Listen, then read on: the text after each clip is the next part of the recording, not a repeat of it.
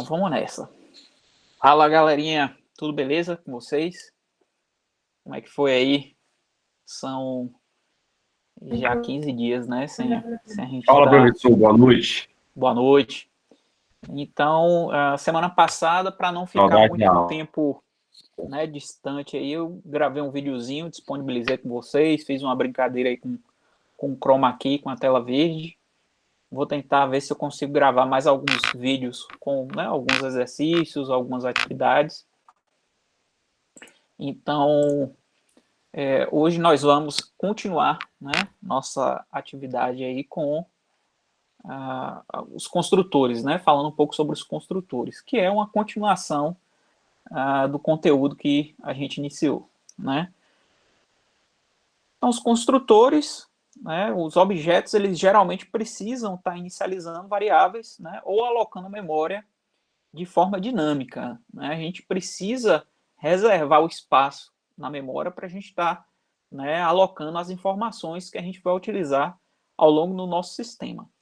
Então, a ideia aqui é evitar o retorno de valores que são inesperados durante a execução, né, do nosso sistema, do nosso programa. E os construtores, né, eles possuem aí o mesmo nome da classe. Então, a gente já vai ver alguns exemplos aqui, falando um pouquinho sobre a sintaxe e a notação, né, como é que funciona.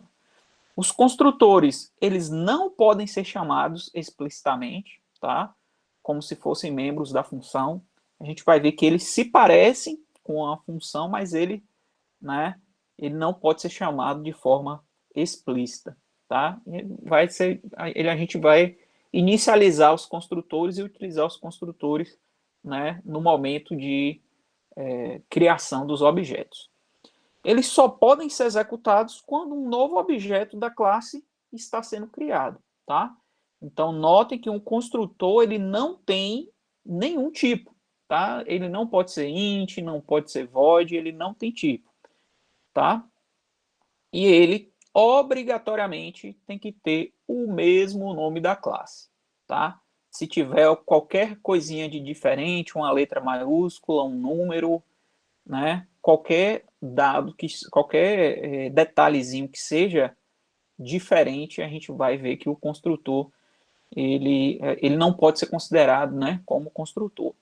E aí hoje as IDEs elas são bem inteligentes, né? Porque à medida que a gente tenta criar um construtor com nome diferente do nome da classe, a IDE ela já dá um alerta para a gente. Ela já diz que, né, tem alguma coisa de errado ali. A gente está tentando criar um construtor e que, né, tem alguma coisa errada. E ele dá até sugestões de como corrigir aí esses problemas. Então, na aula passada, a gente chegou a falar, né, um pouquinho sobre um construtor padrão, do que se trata, né, o construtor padrão. Então, se o programador ele não declarar nenhum construtor, o compilador Java ele vai assumir que a classe ele tem um construtor padrão, ou seja, né, não tem aí argumentos. Então, a gente teria aqui algo como conta, né, abre e fecha parêntese. E aí o que é engraçado, todos os elementos, a gente acha que não tem nenhum valor lá, né? Mas automaticamente o construtor, ele padrão, ele vai estar inicializando as variáveis com valores nulos. Então, se for inteiro, vai ser 0, se for número real, é 0.0, se for uma string ou um objeto, ele vai inicializar como nulo, tá?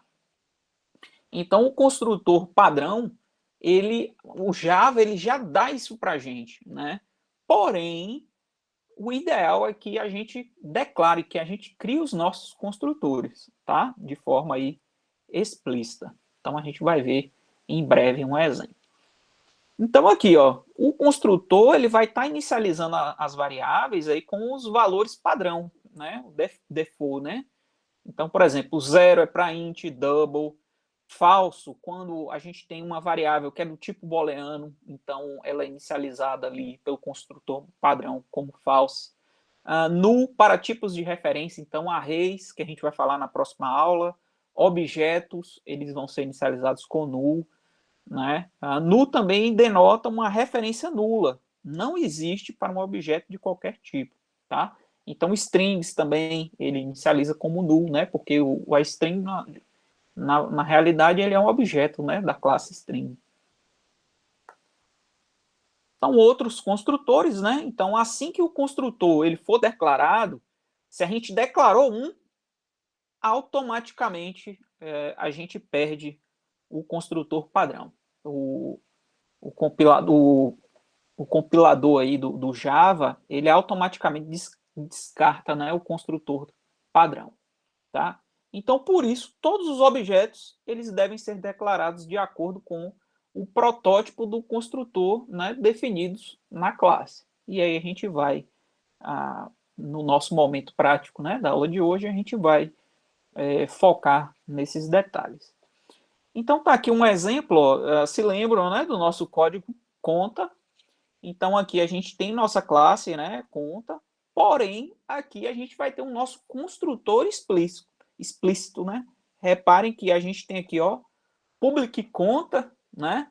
Não tem tipo, né? Aqui, tá vendo? O tipo entraria aqui. Int, void, boolean, string. Então, reparem que na declaração, né, do nosso construtor não tem o tipo, tá? A classe, o nome aqui, ele tem que casar com o nome do construtor, ele tem que casar com o nome da classe. Se tiver algum detalhezinho diferente, né, não vai funcionar. E aí ele parece muito com a função, né, com o método, porque ó, começa e termina aqui com os parênteses, né? A gente pode ter algo do tipo assim, ó, public conta sem nenhum atributo também. É possível a gente estar fazendo, por exemplo, uma conta sem nenhum atributo. Né? A gente vai ver já como que faz isso, como é que a gente vai fazer isso. Tá? Então aqui, como a gente tinha duas variáveis privadas na nossa classe, que era o número e o saldo, a gente precisa inicializar esses dois valores. Né? Então no nosso método aqui a gente tem um atributo, que é o número inicial, e o saldo inicial, que são, né, duas variáveis para a gente poder inicializar as variáveis privadas número e saldo. Tá? Então a gente pega esses valores e atribui. Fazendo isso aqui, galera, a gente não precisa mais utilizar, né, o construtor padrão do Java. Beleza? A gente cria o nosso próprio construtor. Tudo tranquilo até aí? Feedback?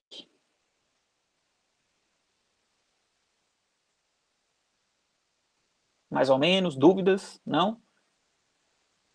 Beleza. Qualquer dúvida, me chama aí, dá um toque aí que a gente tenta esclarecer. Tranquilo, Tá? prof. Então, falando aqui agora, o que vai acarretar, né, a criação do construtor?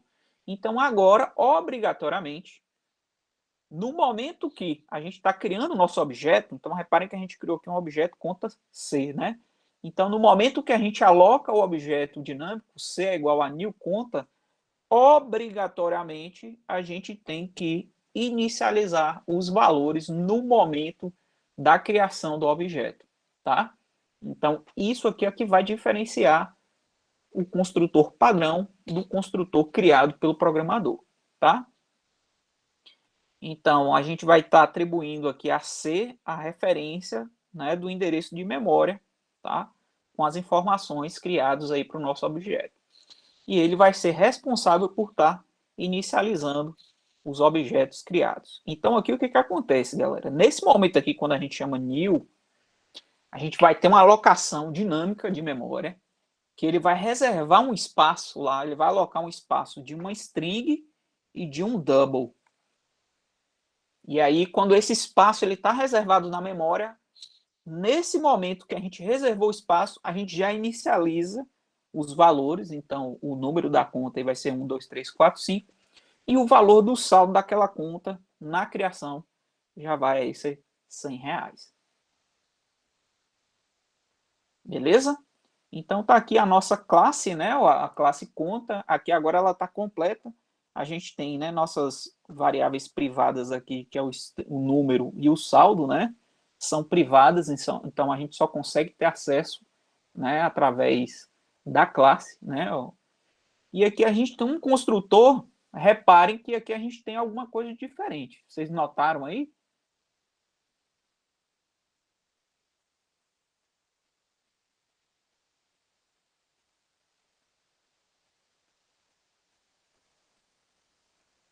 O que está acontecendo de diferente desse exemplo para o exemplo anterior?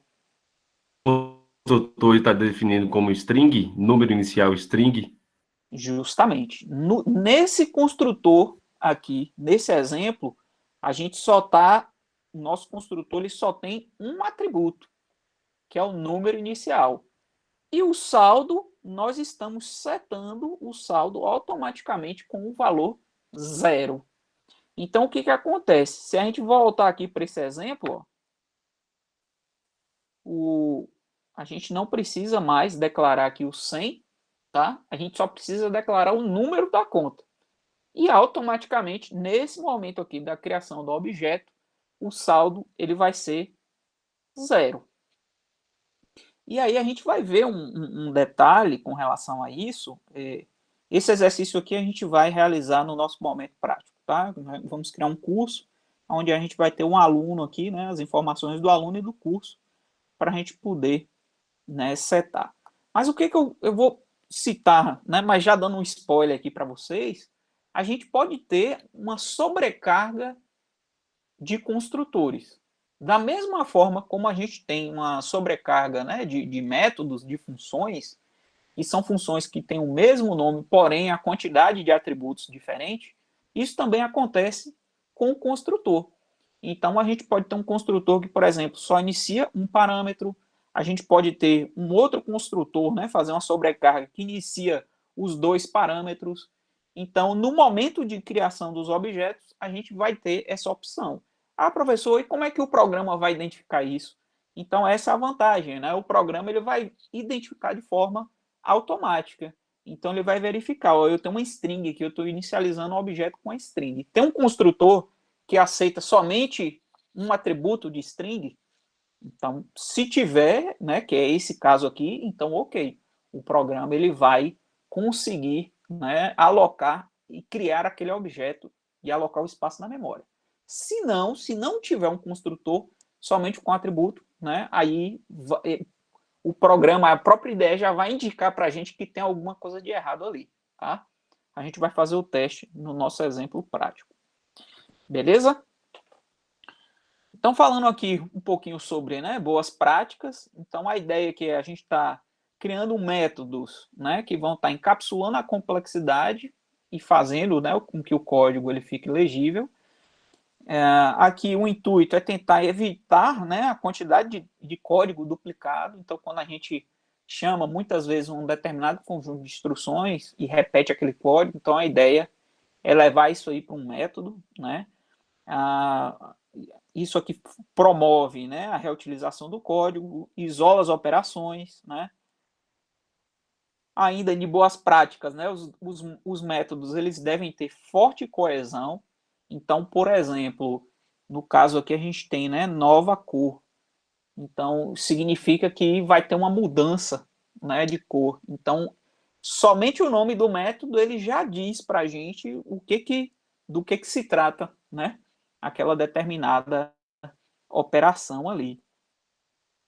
Ainda algumas boas práticas, né? O acoplamento é um termo usado aí para estar descrevendo o quão dependente um método é do outro. Então, se você tem dois métodos que são fortemente acoplados e que dependem muito do outro e você tem muita chamada, então a ideia é talvez, né, transformar esses dois métodos em um método só, né? Se você não conseguir diminuir, né, esse acoplamento. Mas o ideal é ter um fraco acoplamento, tá? Você tem esses caras separados lá e você tem a chamada, né, que não é tão frequente e tão constante. E aí a refatoração ela permite justamente a gente identificar, né, esses problemas e tentar melhorar o nosso código. Existe aí uma longa disputa, né, sobre qual é o tamanho ideal para os métodos. Então, muita gente acha que o método ele deve estar restrito somente a uma página, né? Porque antigamente a galera fazia, né, na mão. Então, se passou de uma página, tem que ser quebrado em mais de um, né? Muitos acham que vários métodos pequenos eles podem estar diminuindo a legibilidade do código, né? Um código muito fragmentado. Então, e quando você tem uma chamada ou 2, 3 métodos que estão muito dependentes ali, a ideia seria condensar eles em um só, né? E às vezes você tem métodos longos, são bons desde que você possa ter aí uma unidade lógica, né? Uma sequência lógica.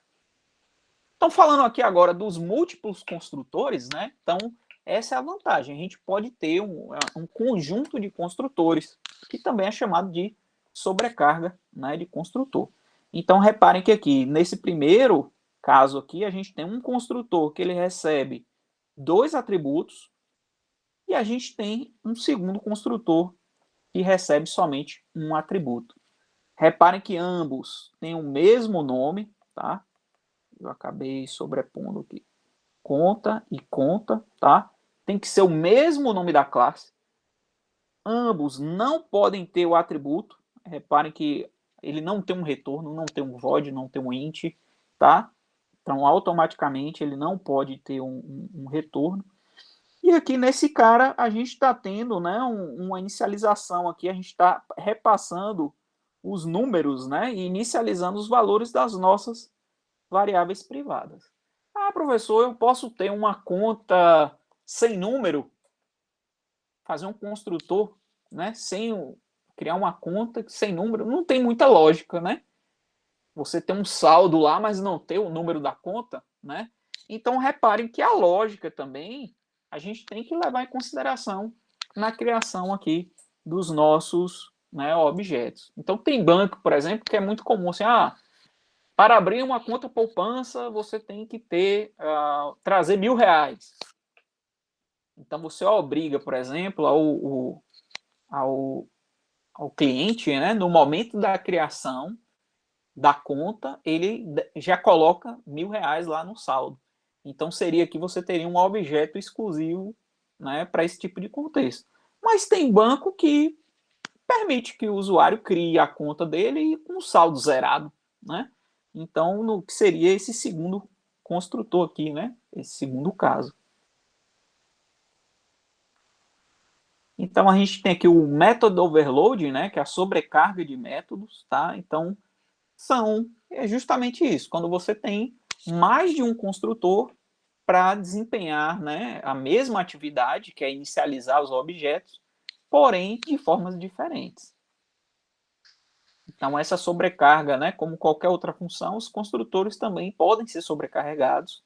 Eles podem ter o mesmo nome, na verdade devem ter, né, obrigatoriamente, o mesmo nome, porém diferentes números de parâmetros, tá?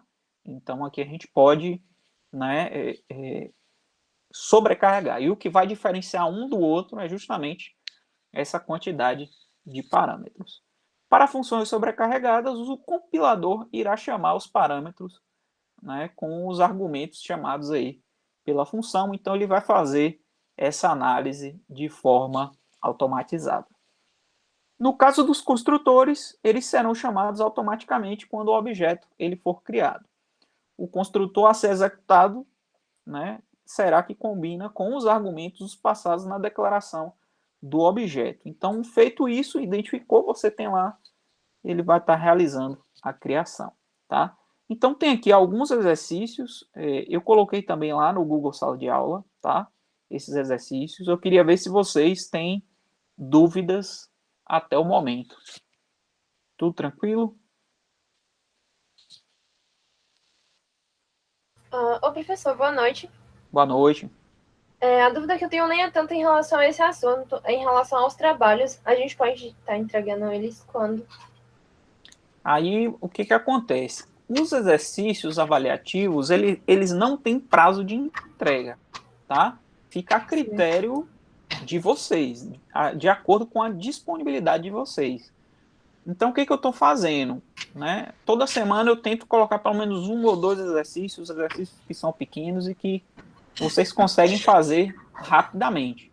O que eu estou percebendo ninguém está fazendo, e aí vai chegar perto do final, né, desse momento ainda do semestre, e aí vocês vão estar com uma lista de exercícios acumulada ali para fazer. Né? Então, assim como nas outras disciplinas, A sugestão que eu estou dando para vocês, não deixem as atividades acumularem. Aproveite, por exemplo, que a gente finaliza a aula 8h10, 8h20, 8h30. Aproveitem esse momento de 8h30 até 10 horas da noite. Né? Aproveitem esses momentos assíncronos para vocês fazerem esses exercícios. Tá? Aí tem gente que prefere, professor, eu prefiro fazer no final de semana. Né? Então, fica a critério de vocês. As atividades, elas não têm um prazo de entrega. Tá? E aí, o prazo de entrega vai ser o final de semestre, né? Porque aí a gente tem que finalizar a disciplina. Então são cumulativas. São cumulativas. Justamente. Então, tentem separar um tempinho. São atividades que dá para fazer de forma rápida.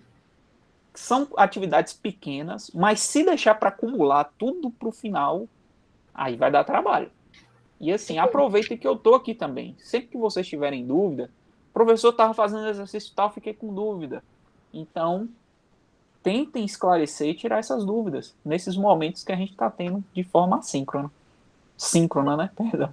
Beleza? Tá bom, professor. Obrigada. Vamos para a prática agora?